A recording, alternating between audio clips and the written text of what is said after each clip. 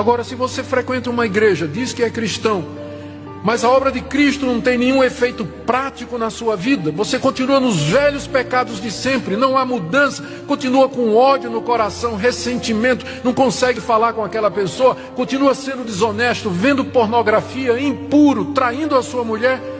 Qual a esperança que você tem? Qual a evidência que você tem de que você está entre esses muitos de quem Cristo tirou os pecados?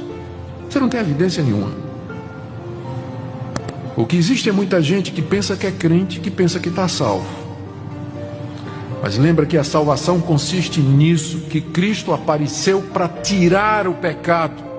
E não somente a culpa, mas o poder do pecado em nossa vida. E finalmente, quando Ele vier em glória, Ele vai tirar a presença do pecado do nosso coração. Vai transformar o nosso corpo de sofrimento no corpo glorioso igual ao dele.